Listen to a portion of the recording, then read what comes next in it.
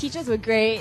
They have great teachers. Yeah, no regrets at all. I mean, over the course of 4 years, you can complain about the amount of work, but looking back, it's just really been a great experience.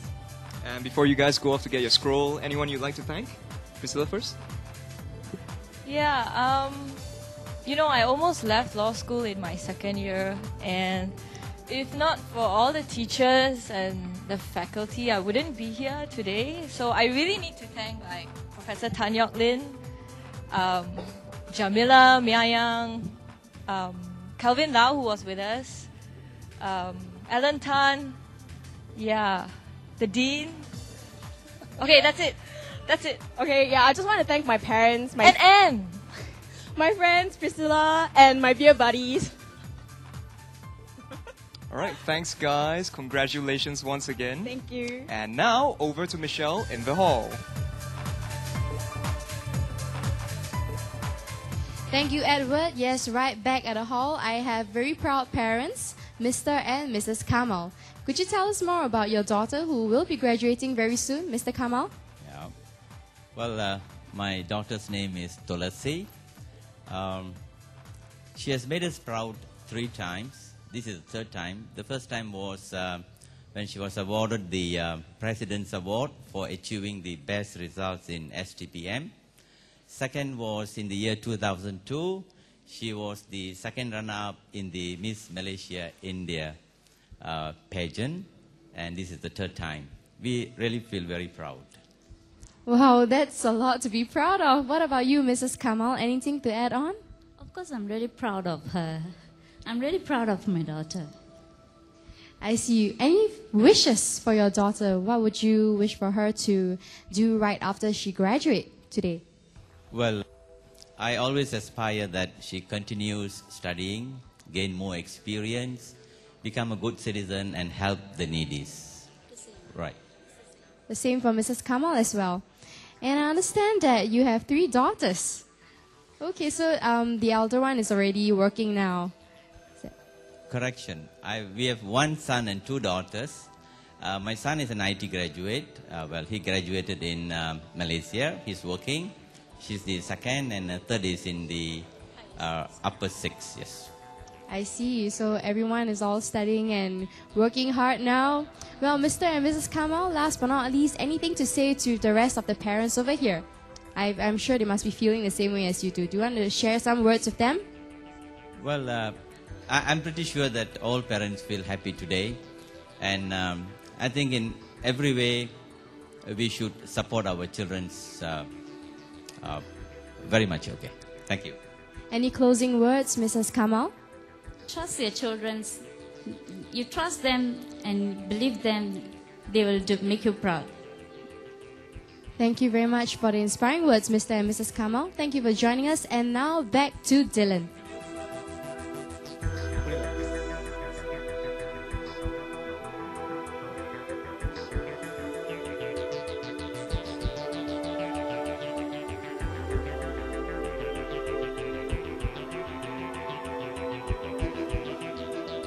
Hi, you're back with me, Dylan, and here with me from the NUS Faculty of Law is Sunil, Anand, and Ashika. Now, can you tell us a bit about yourselves? Hi, I'm a law undergraduate. Just finished. I'm doing my pupillage now in a local firm. That's you. On to you, Anand. Hi, I'm from India. I'm here to do my master's in law, specializing in intellectual property and technology laws. And after finishing this, I'm right now working with the Singapore law firm as a foreign legal advisor. Thanks.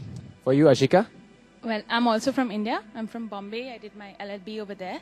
And I'm now working with a law firm over here as a foreign legal advisor as well. Thank you. Now, what have you learned from your academic field of specialization here in NUS? Starting from you, Sunil. Well, you learn lots of substantive subjects that could usually be useful in practice, but not necessarily. But more importantly, you learn how to work under difficult circumstances. It's very competitive, it's very tough in the law faculty, just like the real world. Well, I chose to specialize in intellectual property and technology laws.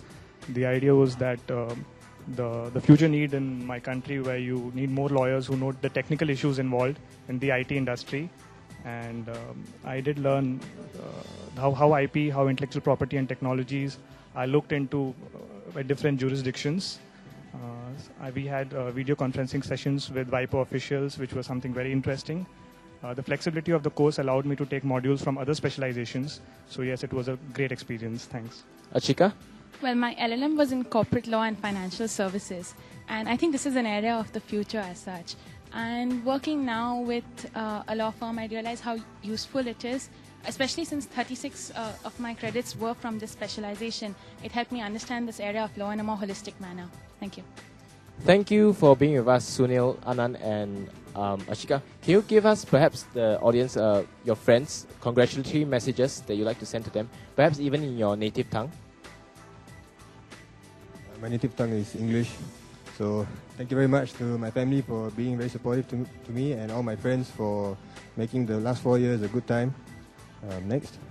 Well, I should be speaking in Hindi from India. Yes, I'm really thankful to my friends, and मेरे पास ये जो degree है आज LLM की, I definitely owe this to only and only my parents. Yes, thanks. Well, I'd like to thank my parents, my sister, and my grandmom for coming down from India, especially for the convocation. And Aisha, Shadi Mubarak. Thank you. Thank you very much for being with us, and congratulations. Now I'll leave you with the NUS UM Sports Exchange. Enjoy this video.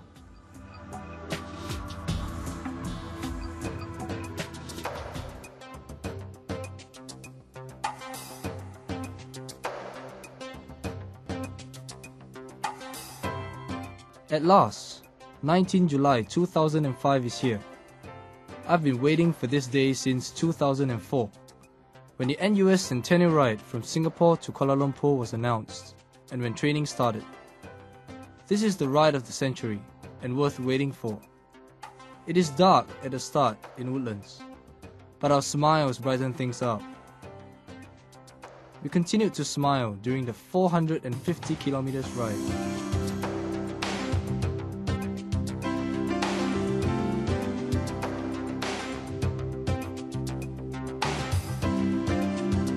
It rains on day one of the ride to Batu Pahat. In fact, it rains when we wear our white jerseys, but not when we wear the blue ones. Unlike the weather, the Malaysian authorities are warmer. We have police escort all the way to Kuala Lumpur. This ride is largely about man and machine. There's only one girl amongst us. There are students, staff, and alumni. Some of us have biked all over Malaysia, but for others, it is the first time across the causeway on bicycles.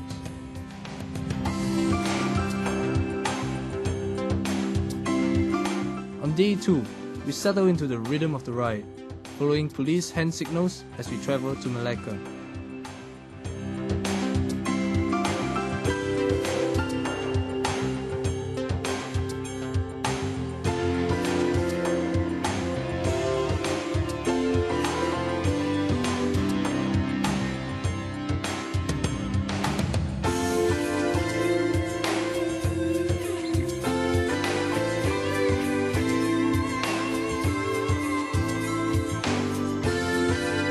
On day 3, to Seremban, a chain reaction takes place. Some blood is shed, but not much. The Red Cross is on hand to patch up those involved.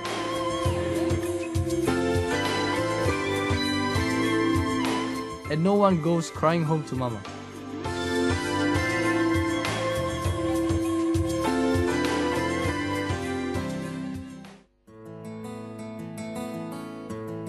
On day 4, to Kuala Lumpur, the talk of the day is about mother, as in the mother of all hills.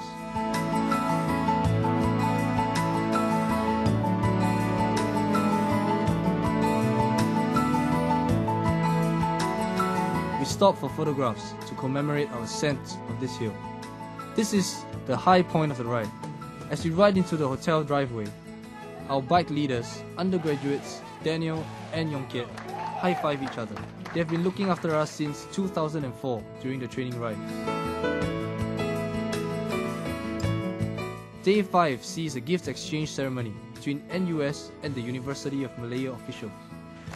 Our loudest cheers are for our bike leaders. We also cheer the floorball teams. Now it's someone else's turn to sweat, not us.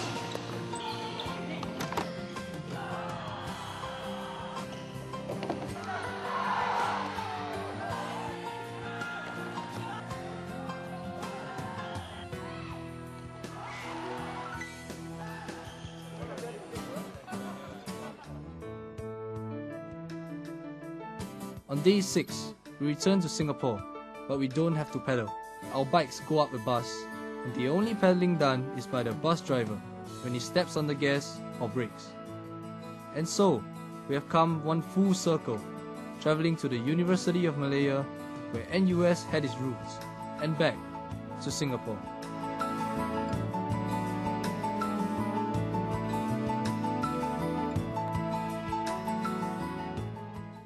Okay, cycling by most is mostly individual sport. But through this trip, we actually built bonds, we actually cycled together and trained for almost a year. So to me, cycling is no longer an individual sport, but it's actually teamwork that comes into play, especially for this centennial ride. Mostly all the potholes on the road, yeah, they gave us a lot of problems. Yeah. I feel very honored to be a representative of my own sex, and I hope I can accomplish the ride after for this. Very nice, cool, flat, great scenery, very friendly Malaysian public, you know, kids waving, you know, people cycling along with us, cars honking. That was really a great experience. Best part of the trip is when we crossed the Malaysian customs and not having to chop our passports. I think one of the greatest challenge was trying to bring 25 cyclists over such a long distance. And I'm glad to say that all of them conquered the hill, and none of them, gave up halfway or pulled out. And it's the first time that NUS and the cycling club has actually done something of this scale. So I think given that, they have done a tremendous job. I hope I do not have to, or most of us do not have to work for another 100 years to experience such an event again.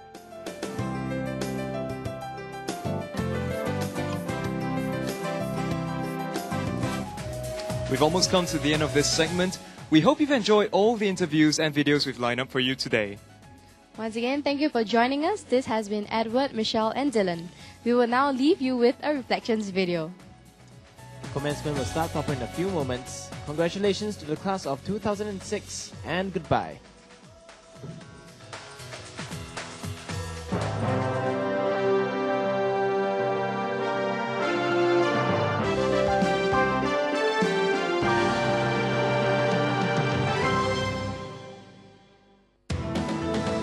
No matter how long you took, no matter how hard you worked, the answer is in the glow on your faces.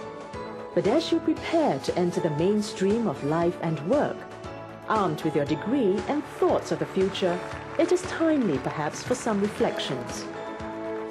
Remember matriculation and how eager you were to be recognized as an NUS undergraduate. It was the beginning of a new journey, a journey that brought you here today. Has this journey enriched your life? Has it planted the seeds for growth in you? There were lessons, tangible and intangible, lectures, tutorials, practicals, workshops, seminars, projects, collaboration and innovation. Have these prepared you for the world of work?